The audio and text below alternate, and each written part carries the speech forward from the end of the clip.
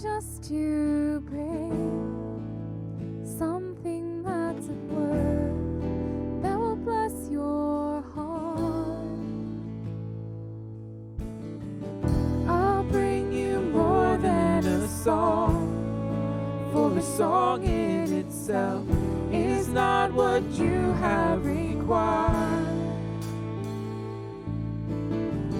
You search much deeper within, through the way things appear. You're looking into my heart.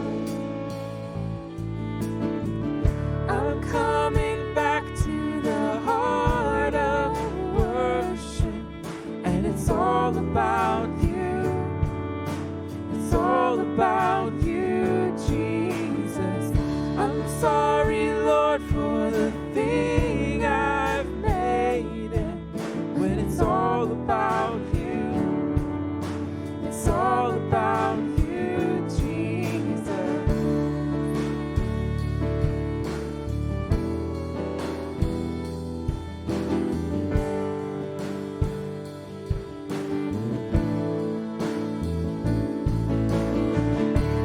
I could sing of your love forever, and I could sing of your love forever.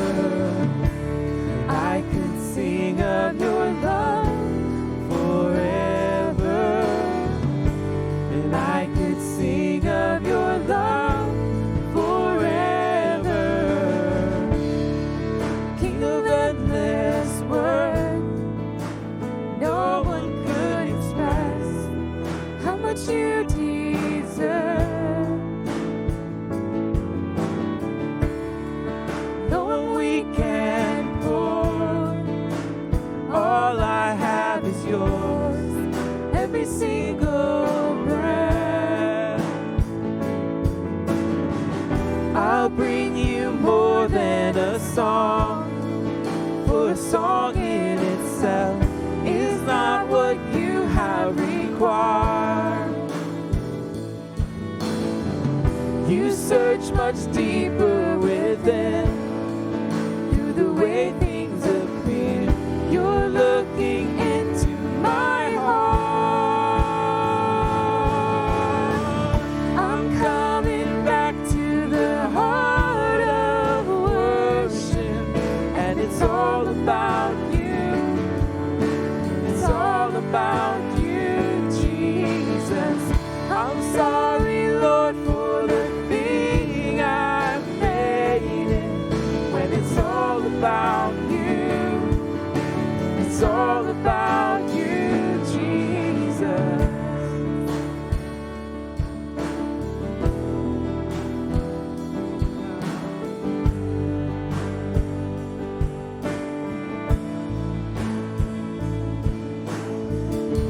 And I could sing of your love forever, and I could sing of your love forever, and I could sing of your love forever, and I could sing of your love forever.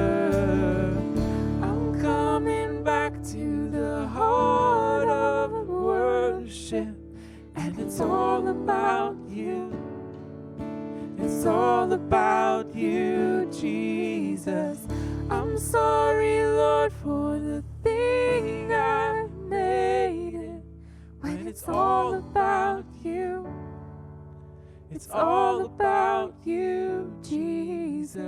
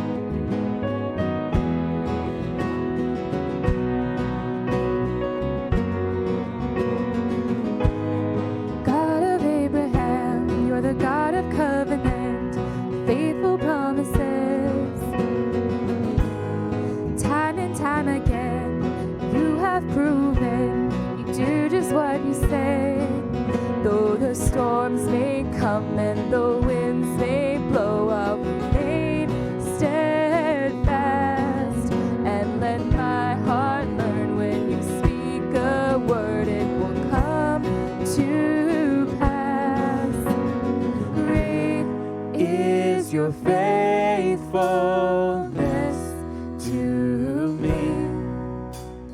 Great is your faithfulness to me. From the rising sun to the setting same, I will praise your name. Great is your faithfulness to me.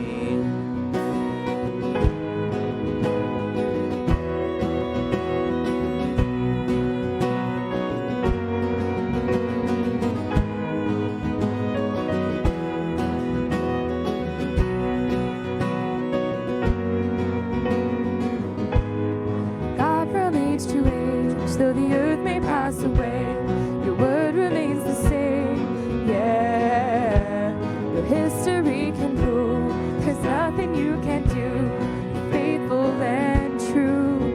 Though the storms may come and the winds may blow, I'll remain steadfast and let my heart learn when you speak a word, it will come to pass.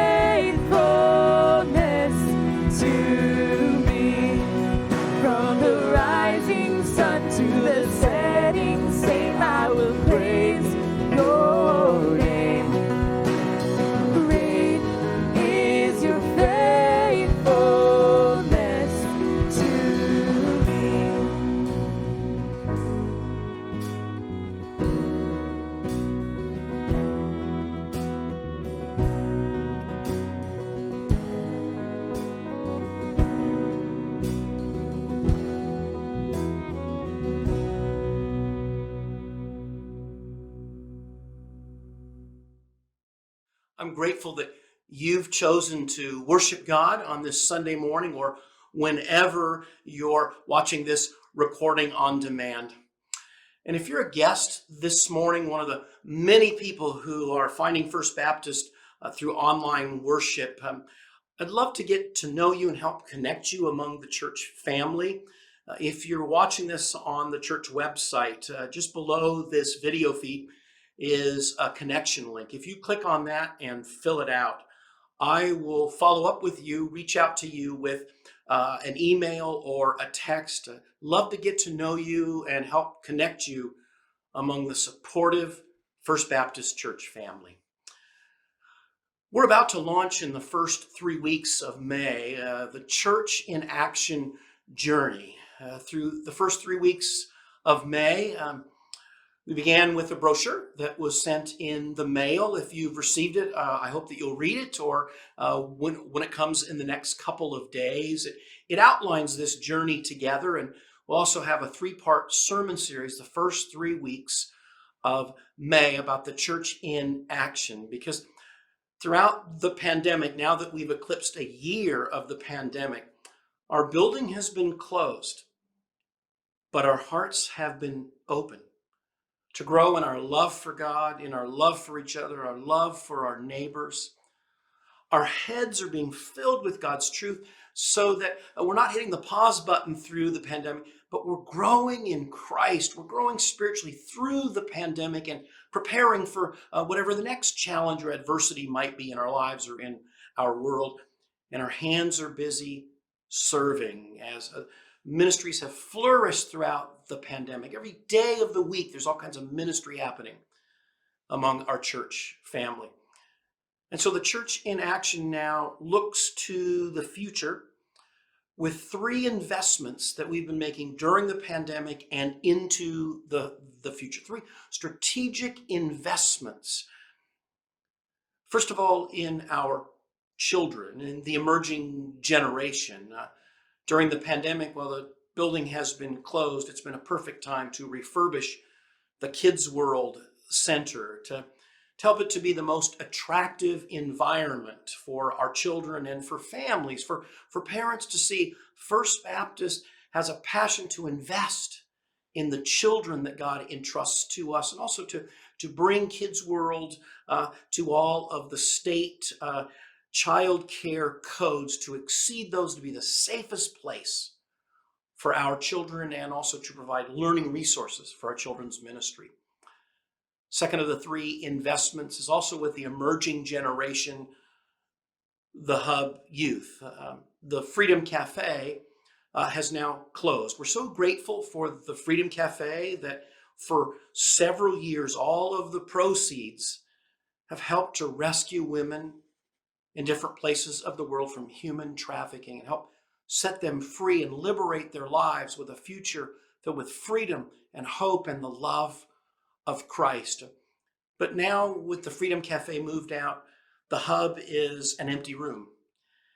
And so we want to create an environment for our youth to flourish, a place where they feel like the church invests in us. This is a place that's filled with warmth and filled with safety, and a place where they want to invite their friends. And so as we begin to open again, hopefully in June, July, we'll see what the COVID data tells us.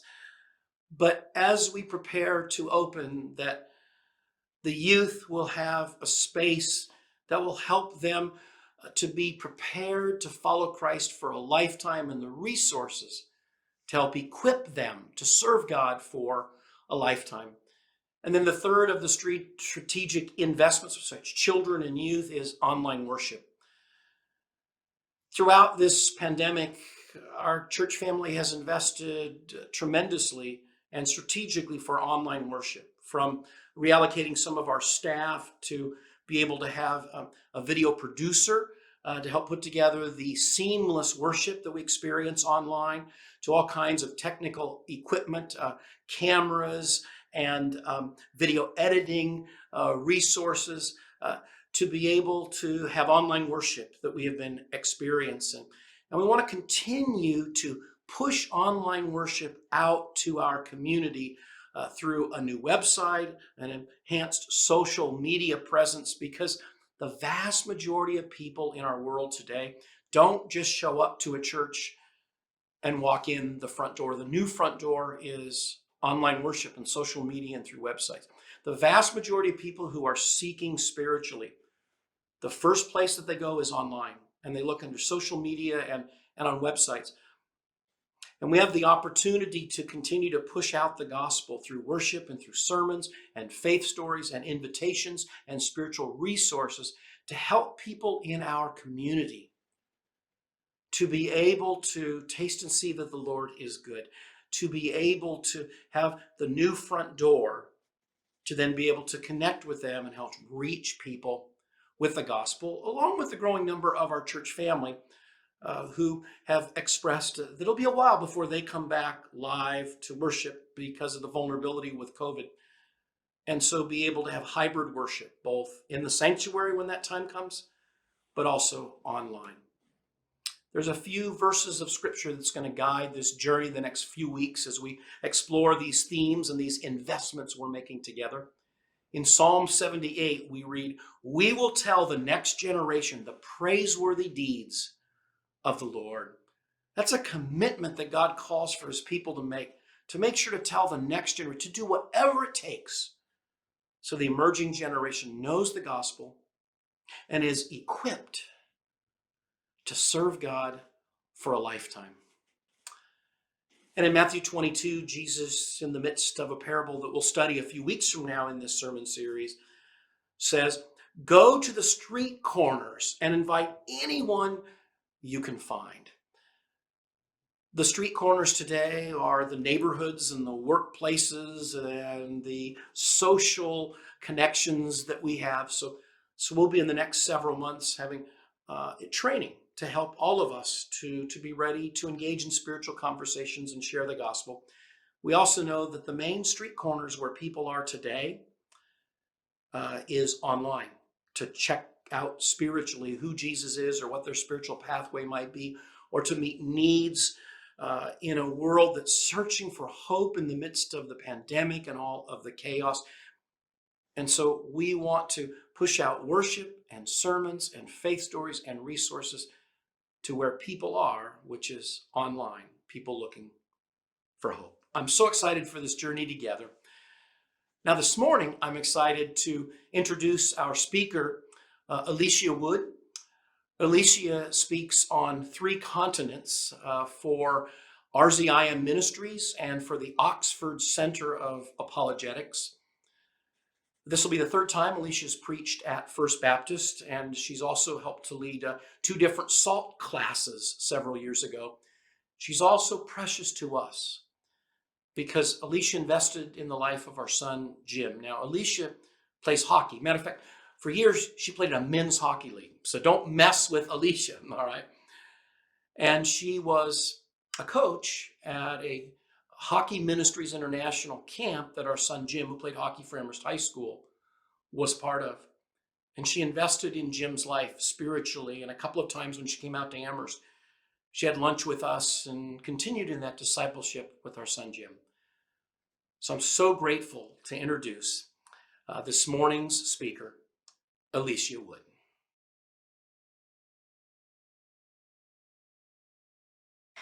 You're probably familiar with the famous verse from Isaiah chapter 9, verse 6. "For to us a child is born, to us a son is given, and the government will be upon his shoulders, and he will be called Wonderful, Counselor, Mighty God, Everlasting Father, and Prince of Peace."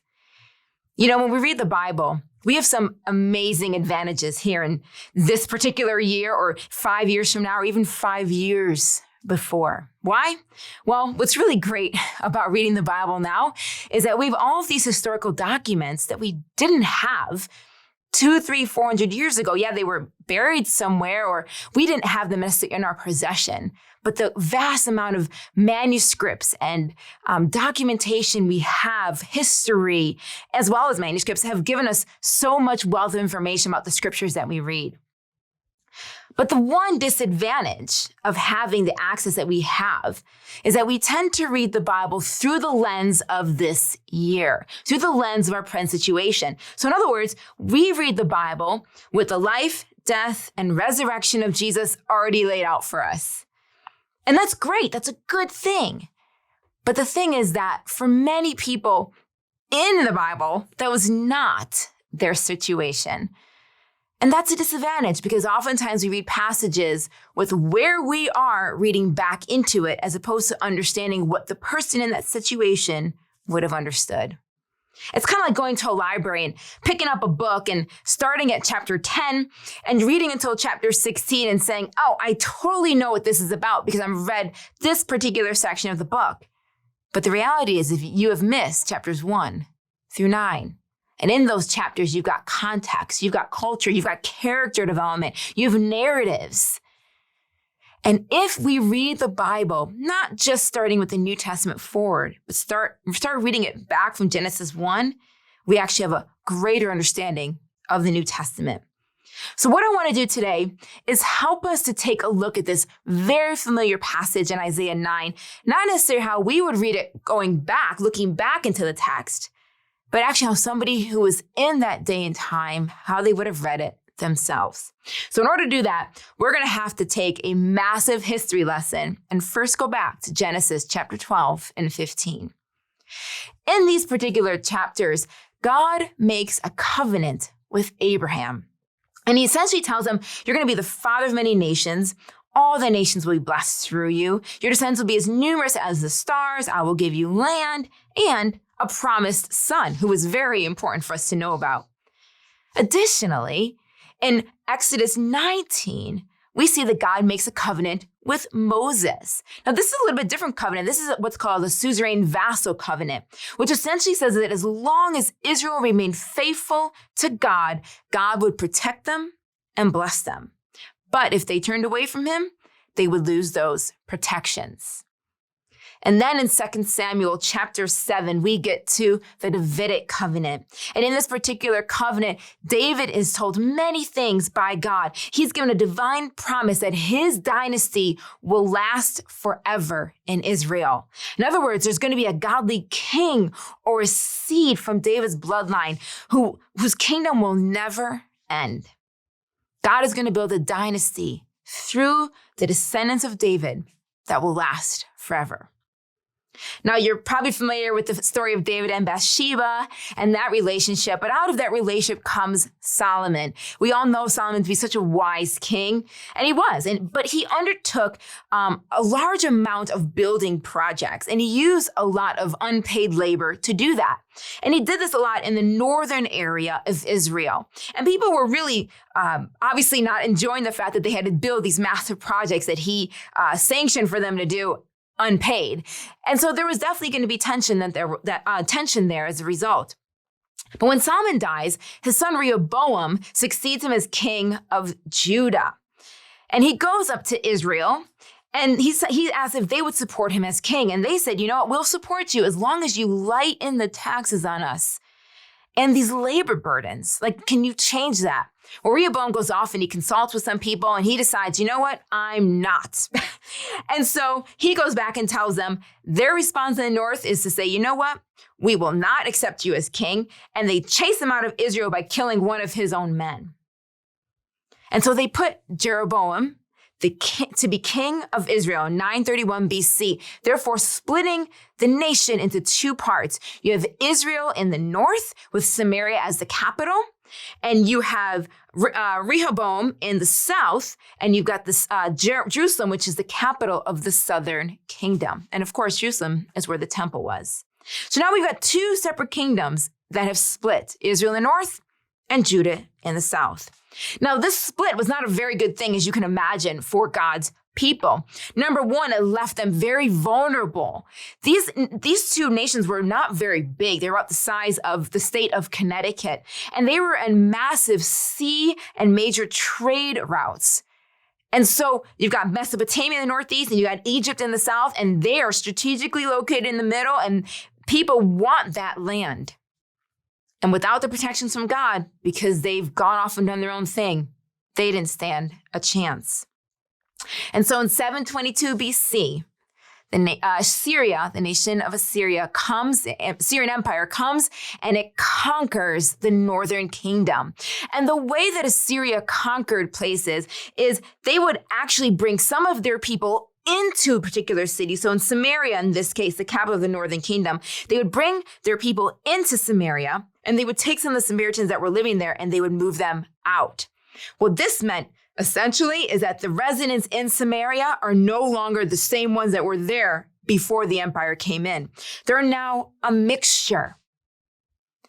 And so the Israelites that were left there naturally began to marry with these Assyrians that had come in. And so no longer are God's people in Samaria 100% Jewish in terms of blood.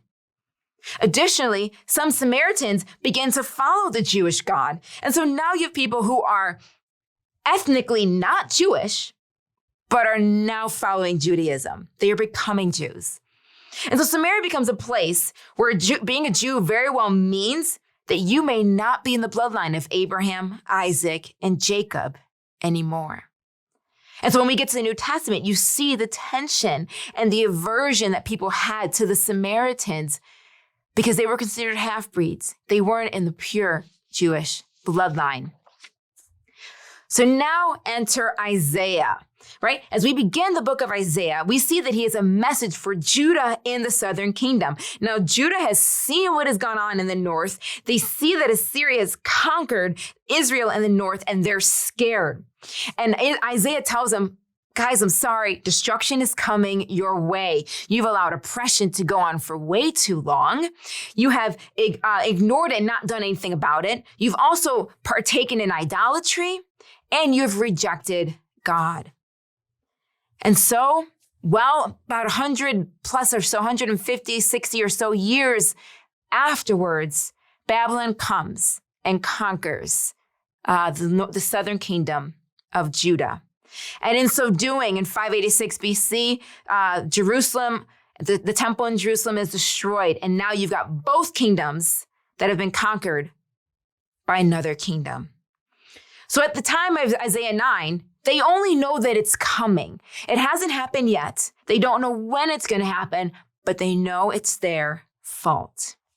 So let's read Isaiah 9, starting at verse 1 and going to verse 7. But now that you've been reminded of the past, now you'll be able to read it in the same way that they read it, they understood it. They're reading it with the Abrahamic covenant in mind, that he will be the father of many nations. All the nations will be blessed through him, that there will be an heir. His descendants will be as numerous as the stars. They're reading it through the eyes of the Davidic covenant, that there will be a bloodline and that there will be a seed so that David's rule does not ever die. It lasts forever. So now let's read it how they would have read it.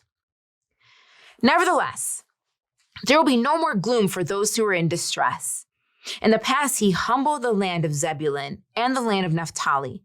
But in the future, he will honor Galilee of the Gentiles by the way of the sea beyond the Jordan. The people walking in darkness have seen a great light. On those living in the land of deep darkness, a light has dawned. You've enlarged the nation and increased their joy. They rejoice before you as people rejoice at the harvest, as warriors rejoice when dividing the plunder. For as in the day of Midian's defeat, you have shattered the yoke that burdens them, the bar across their shoulders, the rod of their oppressor. Every warrior's boot used in battle and every garment rolled in blood will be destined for burning, will be fuel for the fire. For to us a child is born, to us a son is given, and the government will be on his shoulders, and he will be called Wonderful Counselor, Mighty God, Everlasting Father, Prince of Peace. Of the greatness of his government and peace there will be no end. He will reign on David's throne and over his kingdom, establishing it, upholding it with justice and righteousness from that time on and forever. The zeal of the Lord Almighty will accomplish this. He will reign on David's throne. That means something a little different to us when we read it through the lens that we've just understood. What is Isaiah giving to these people in this verse? They don't know who Jesus is.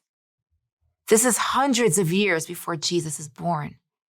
But yet in the middle of the destruction and of the calamity all around them, Isaiah is instilling in them hope.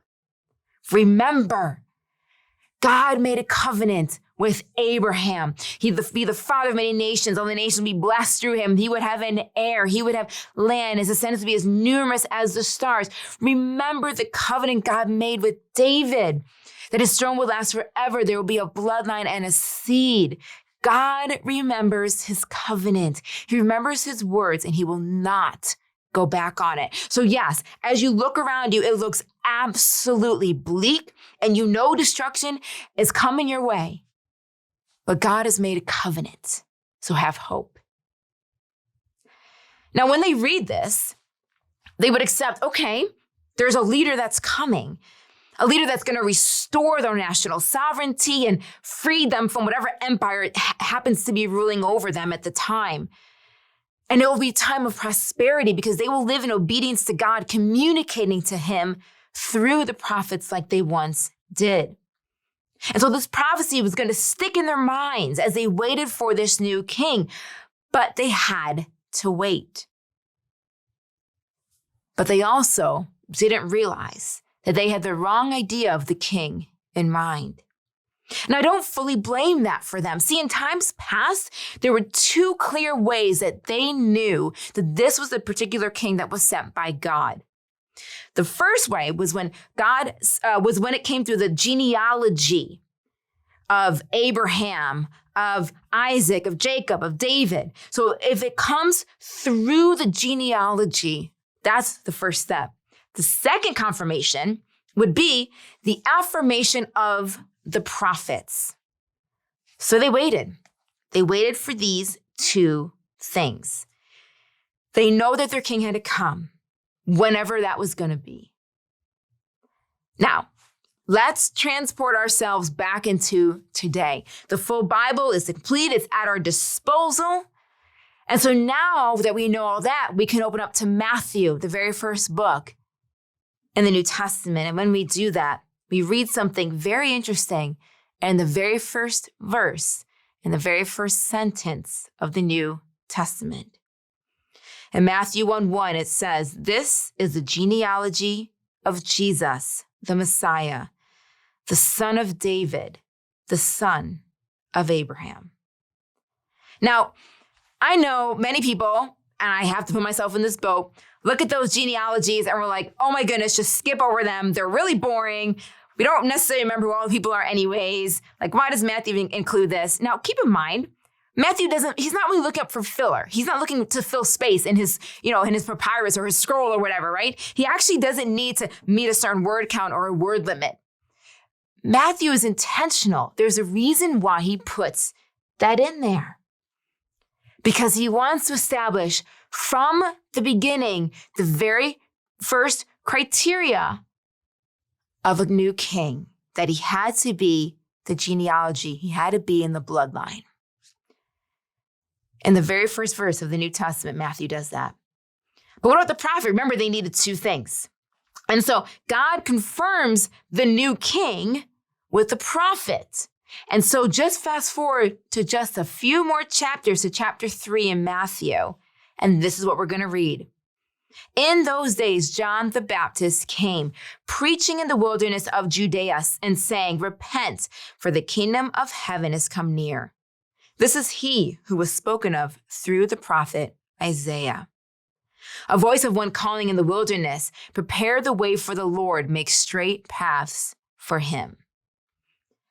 That means that we have the genealogy and the prophet before we've even gotten to chapter 3. Matthew knew what he was doing. God knew what he was doing, establishing, you've been waiting hundreds of years for this king through the line of David so that his throne will last forever. And now we have Jesus, the Messiah, the son of David, come and is affirmed by the prophet John the Baptist. God didn't forget his people. He established David's throne forever through Jesus and through Jesus' life and his death and his resurrection. And because of Jesus' life, all the nations will be blessed. He kept his covenant promise. They just had to wait for it. Now, many of you may have some favorite books of the Bible. If you know me, my two favorite books are James and Job. What I like about James is just kind of direct to the point. Don't just be hearers of the word. You also got to do it because you're deceiving yourself. Like, he's just kind of to the point and just tells it like it is. And I actually just like his forwardness with things. Job I love because Job is this amazing book of God responding to the question of suffering, not by answering the question of suffering, but by reminding us who he is. And he does it by talking about himself in creation. But the crazy thing about Job is in Job chapter 1, obviously all of these things happened to him. In Job chapter 2, we've seen more of those things, but then it's kind of quiet. And you basically have to wait until chapter 38 to ever hear from God. So all throughout Job, all these chapters, God is quiet. But then he shows up. And Job had to wait.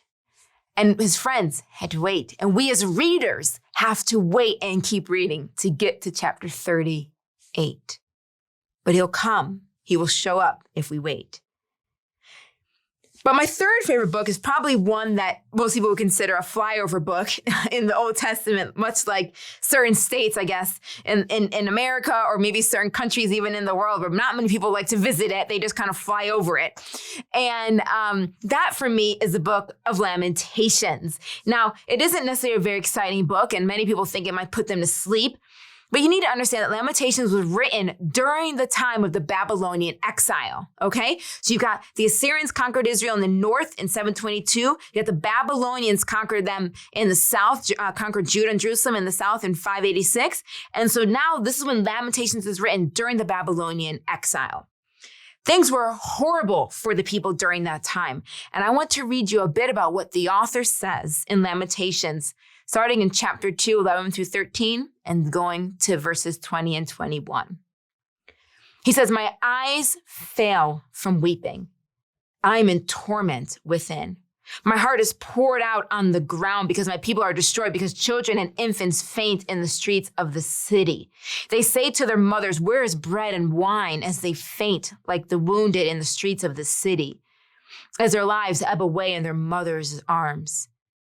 What can I say for you? With what can I compare you? Your wound is as deep as the sea. Who can heal you? Look, Lord, and consider, whom have you ever treated like this? Should women eat their offspring, the children they've cared for? Should priest and prophet be killed in the sanctuary of the Lord? Young and old lie together in the dust of the streets. My young men and young women have fallen by the sword. You've slain them in the day of your anger. You've slaughtered them without pity." Now, why wouldn't somebody want to read Lamentations? I mean, look how uplifting and exciting it is, right? I mean, you want to jump right in. You want to get right into that story, right? I mean, essentially what they're saying is in the midst of all this pain and agony and anguish, we are beginning to accept as an exiled people that God has abandoned us. Look at our horrible, decrepit situation. But we deserve this because we turned our back on God. But just as we begin to process that this pain might be their permanent state, all of a sudden we stumble upon Lamentations chapter 3. Verse 19 says, "I remember my affliction and my wandering, the bitterness and the gall. I well remember them, and my soul is downcast within me, yet this I call to mind, and therefore I have hope. Because of the Lord's great love, we are not consumed. For his compassions never fail. They are new every morning. Great is your faithfulness. I say to myself, the Lord is my portion. Therefore, I will wait for him. The Lord is good to those whose hope is in him. To the one who seeks him, it is good to wait quietly for the salvation of the Lord." A song we sang in church growing up was, "The steadfast love of the Lord never ceases. His mercies shall never come to an end. They are new every morning, new every morning. Great is thy faithfulness, O Lord. Great is thy faithfulness." God will show up. Even though they failed him, even though we failed him, he will show up. God will show up. Even though they messed up, even though we mess up, God will show up. He will come and save them. He will come and save us. And it's not because either of us deserve it, but it's because he made a promise, he made a covenant to his people that all the nations will be blessed through that bloodline, through that seed, that David's throne will last forever. And he does not go back on his promises. And for us, friends, in the New Testament, we're told that Jesus says, "I will be with you always, even to the end of the age." And Hebrews tells us that he will never leave us nor forsake us. He will show up for us too. And sometimes that might mean that he sends a comforter. Sometimes that means that maybe he sends a verse, he sends a passage when it seems like everything is crashed around us and the whole world is crumbled down and we feel like we don't have the ability to even open our eyes and look up. We can rest on the things that he said and not just on what our circumstances are telling us. We can rest on the hope in him. Proverbs says that hope deferred makes the heart sick. We don't want to live without hope. Ultimately, our hope is grounded in something secure. It is grounded in the very actions, the very life of Jesus Christ. And our hope is that we will be with him in the future. But that hope gives us the ability to live life today when it doesn't look like that's going to happen. So even in the midst of pending destruction, if Judah could have hope, so could we. And I think one of the great things we can learn from this story is that God will come, even if we have to wait longer than we feel like we even have the strength for.